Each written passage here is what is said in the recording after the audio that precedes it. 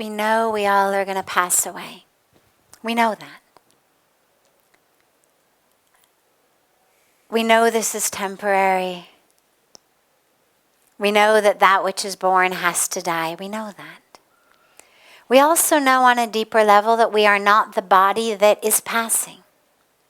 That we are not the body that is changing. That we are the soul, the spirit. That is never born, that has never died. That never dies. That as Lord Krishna says in the Bhagavad Gita, that universal teaching for people of every corner of the globe. As he says, you are that cannot be burned by fire, that cannot be cut by knives, that cannot be wet with water. So we know that. And yet, we fear death and we mourn loved ones, as you say. And it's not ignorance. It's this place where spirituality and humanity meet. It's the place where the wave meets the ocean. Now, if we say your highest truth is ocean, yes, your highest truth is soul, spirit, infinity. Never born, never dies. There is nothing but God. No place I end and you begin. We are one. We're not separate. That's our highest truth. Okay?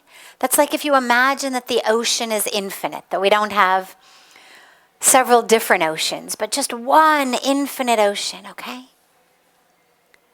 And in that ocean there are waves. Now, the wave on some level you could say it's an illusion. The highest truth of the wave is ocean. It never stops being ocean. In the same way, we never stop being divine, infinite, soul. And there's this human piece, like there's a wave in the ocean. And yes, it's not the permanent, eternal truth, but it's also there. And if you're in the ocean, you better pay attention. Because I know we did so much relief work after the tsunami hit South India in 2004. Hundreds of thousands of people had died. Now, on the one hand, you could say, well, the wave, it was an illusion, right? It's all infinite ocean. And there was a very real reality of disaster and misery that we wouldn't be human if we ignored. And this is that beautiful space. It's not either or, it's yes and. Yes, we are divine. Yes, we are infinite. Yes, we are soul. And yes, we have these beautiful bodies, and these beautiful bodies have brains. And the brains have chemistry and electricity, and they have thoughts and emotions and feelings and memories, and we form relationships. And we love. And that's beautiful. And when we love and we lose, we mourn. And there's nothing ignorant or wrong about that. It's beautiful.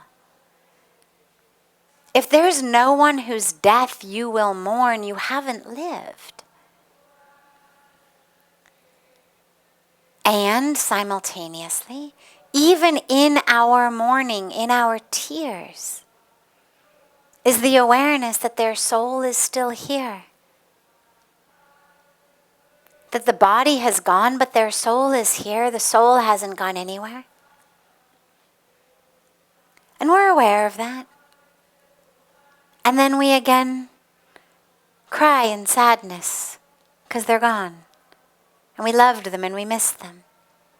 And then again we anchor ourselves in that awareness of the infinite nature of the soul and the infinite nature of their presence, and we are again one with all of creation. And then again we mourn. Because again, sadness arises.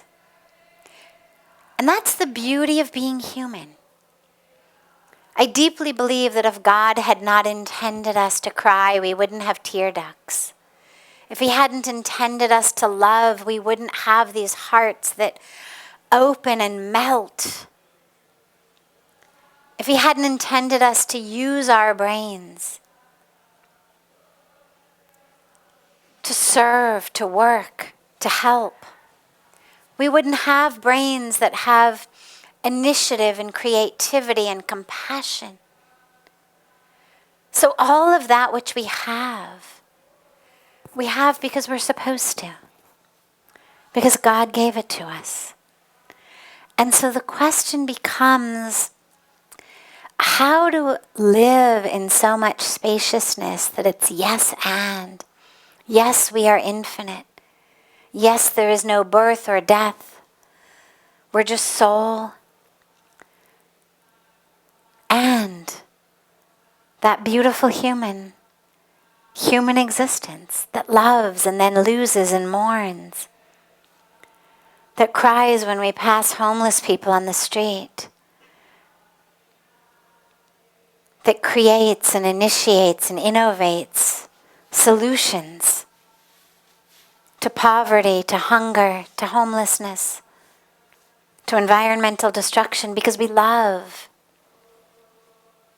We love the trees, we love the river, we love the animal species we share this planet with. We love the humans we share this planet with.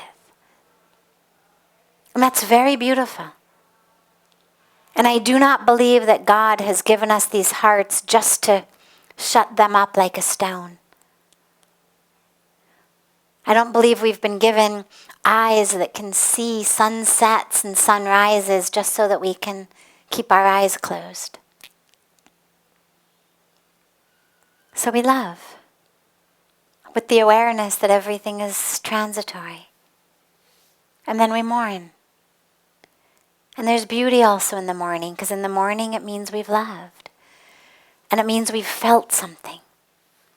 That we've actually felt what it is like to be human.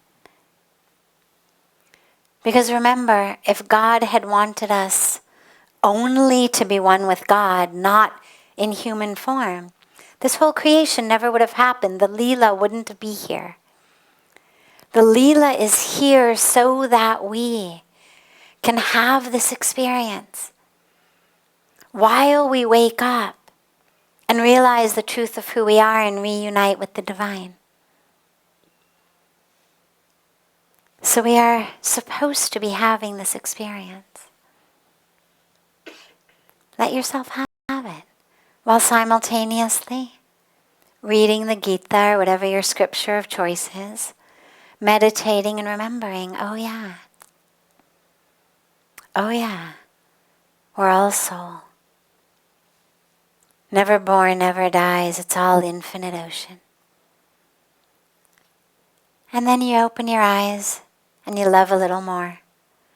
You serve a little more. Your heart gets broken a little more.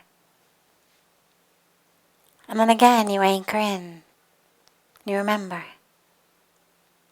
And it's that beautiful dance of being a human.